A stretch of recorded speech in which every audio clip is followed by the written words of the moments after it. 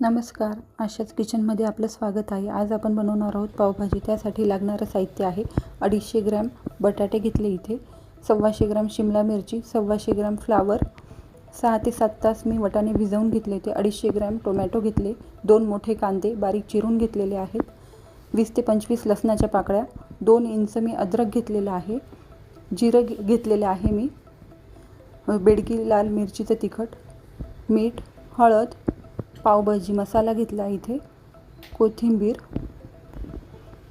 तेल घेतलेले आहे, बटर आणि पाणी घेतले। आता आपण गॅस ऑन करून घेऊ। त्यावर आता कुकर ठेवून घेणार आहोत। कुकरमध्ये 1 ग्लास पाणी घ्यायचं आहे आपल्याला वाटाणे शिजवण्यासाठी। 1 ग्लास पाणी टाकून घेतले आहे आपण। आता त्यात आपण जे 7 ते 8 तास भिजवलेले वाटाणे होते ते यात टाकून 4 ते 5 शिट्ट्या करून घेणार आहोत आपण। फ्रोझन वाटाण्यापेक्षा जे आपले कडधान्यातले वाटाणे असतात ना, त्याची जास्त चविष्ट पावभाजी होती। आता मीठ टाकून घेतलेले आहे आपण, अर्धा चम्मच मीठ टाकलेलं आहे। 3 ते 4 शिट्ट्या आपल्या झालेल्या आहेत कुकरच्या। आता आपण चेक करून घेऊ वाटाणे शिजले की नाही।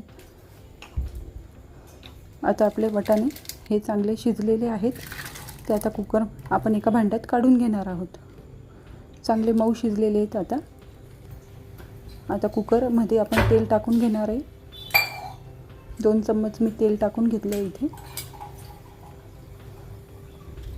आता त्यात आपण लाल तिखट टाकून घेणार आहोत।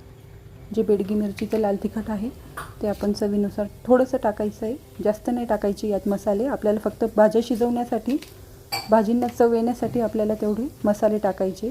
पावभाजी मसाला आणि अर्धा चम्मच हळद हे टाकून घेतलेले आहे।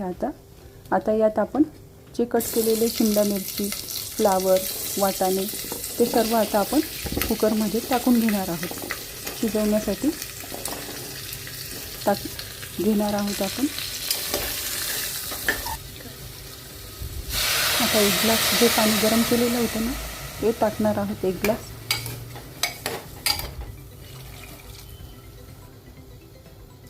आणि हे वाटाणे मी याच्यासाठी परत टाकले की 1-2 वाटाणे जे आपले शिल्लक असेल, जे शिजलेले नसतील ना, तर तेही पूर्ण शिजतील आणि त्याचं चांगलं शिजून स्मॅश होण्यासाठी, की आपल्याला जो खाताना वाटाणे आपल्या दातात यायला नको यासाठी मी डबल बॉईल करून घेतलेले आहे।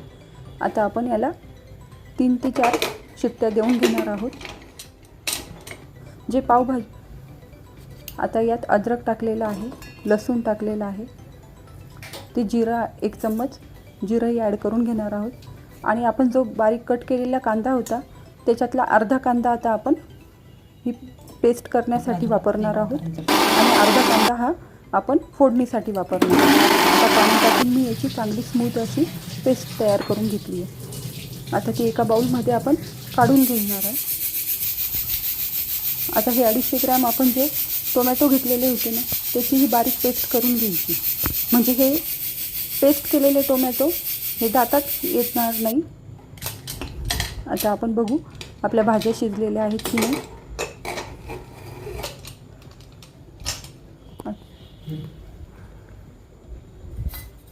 भाज्या आता आपल्या चांगल्या मऊसूत अशा शिजलेल्या आहे। आपण स्मॅशरनी स्मॅश करून घ्यायच्या आहेत। स्मॅशरनी स्मॅश केल्यानंतर बघून घ्या वाटाण्याची खूप मस्त अशी पेस्ट झालेली आहे। आता 1 ते 1.5 ग्लास पाणी मी गरम करण्यासाठी ठेवलेलं आहे। आता कढईमध्ये तेल टाकून घेणार आहोत। त्यात आता आपण जे बटरची 1 स्लाइस घेतलेली होती ना त्यातली अर्धी स्लाइस ही आपण फोडणीसाठी वापरणार आहोत।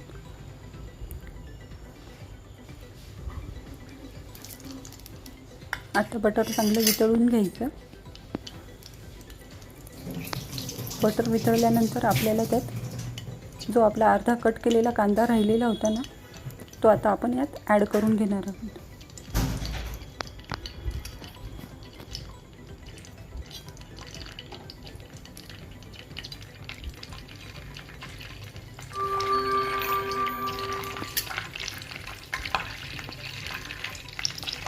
आता कांदा आपल्याला ॲड करून घ्यायचा आहे.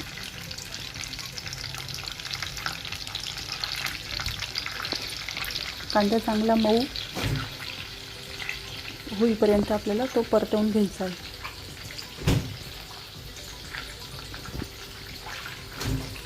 आता चांगला हा मऊ होईपर्यंत थोडासा गुलाबी रंगावर येईपर्यंत परतवून घेतला.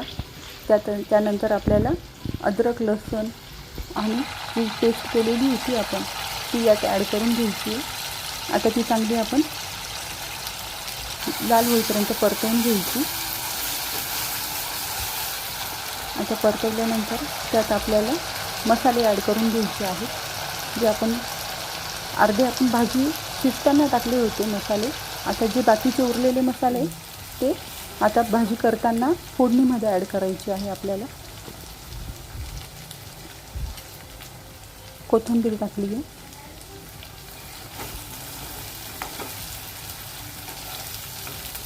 कोथिंबीर परतवल्यानंतर यात मी बेडगी मिरचीचं लाल तिखट वापरलेलं आहे.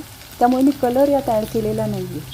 कुठल्याही प्रकारचा कलर न वापरता बेडगी मिरचीचं लाल तिखट पावडरने चांगला कलर येतो पावभाजीला. आणि हा घरगुती पावभाजी मसाला आहे जो मीच तयार केलेला आहे, तो मी याच्यात ॲड केलेला आहे. आमच्या इथे पावभाजी ही थोडी तिखटच आवडते सर्वांना, त्यामुळे मी थोडं मसाल्यांचं प्रमाण इथे वाढवलेलं आहे. तुम्ही तुमच्या चवीनुसार मसाल्याचं प्रमाण कमी किंवा जास्त आवडीनुसार हे करू शकतात. आता इथे मी टोमॅटोची पेस्ट चांगली परतवून घेतलेली आहे. तेल सुटेपर्यंत परतवून घ्यायची आहे. आणि मग त्यात नंतर आपल्याला इथे जे स्मॅश केलेली आपली भाजी होती ती यात ॲड करून घ्यायची आहे. आणि आपल्याला लागेल तसं पाणी आपण कन्सिस्टन्सीनुसार त्यात ॲड करून घ्यायचं. आता ही थोडीशी घट्ट वाटते आहे, मी थोडं पाणी ॲड करून घेतलं होतं.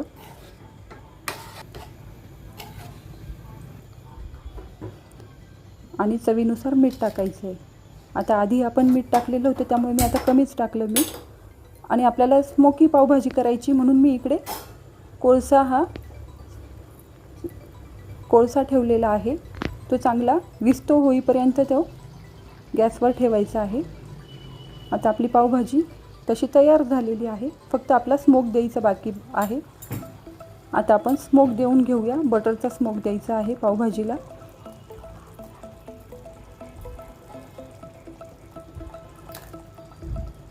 हे आपण स्मोक दिलेली पावभाजी आपण जी बाहेर खातो ना, ही सेम तशीच पावभाजी लागते. तुम्ही एकदा बघा करून. जे आपण बाहेर ठेल्यावर जी पावभाजी खातो ना ती ह्याच प्रकारची असते. ते लोकही कोळशावरच पावभाजी करतात, त्यामुळे त्याची चव आहे ना खूपच अप्रतिम आणि छान लागते. हे आपण कोळशावर तर नाही करू शकत पावभाजी, पण असा स्मोक देऊन चव नक्कीच तशी आपल्याला मिळू शकते पावभाजीची. तुम्ही नक्की ट्राय करून बघा. ही पावभाजी खूपच छान लागते. आता आपला स्मोक देऊन झालेला आहे भाजीला चांगली तरी आलेली आहे. त्यात आता आपण कोथिंबीर ॲड करून घेणार आहोत. आणि पाव भाजण्यासाठी घेणार आहोत. आता तवा ठेवून घेतला आहे. त्यात बटर घालून घेऊ आपण. आणि पाव चांगले क्रिस्पी होईपर्यंत भाजून घेणार आहोत. आता कांदा आपण जो कट करून घेतला होता तो, कोथिंबीर आणि लिंबू, हा आता आपल्याला पाव ठेवून घेतले आपण. आणि मस्तपैकी छान अशी घरगुती पावभाजी आपली तयार झालेली. घरच्या घरी चवीलाही छान. बाहेरचं न खाता घरीच पावभाजी बनवली आणि सर्वांनी आवडीने पावभाजी खाल्ली तर त्याचा आनंद हा महिलांसाठी खूपच द्विगुणित असतो. खूप आवडते स्वतःच्या हाताने घरच्यांना पावभाजी खाऊ घालणं म्हटल्यानंतर. आवडीनेही सगळे खातात. तुम्ही नक्की करून बघा. ही पावभाजी सर्वांना आवडेल. स्मोकी पावभाजी. आपण नेहमी साधी पावभाजी करून खातो. तुम्ही ही नवीन पद्धतीची स्मोकी पावभाजी करून बघा. व्हिडिओ बघितल्याबद्दल धन्यवाद.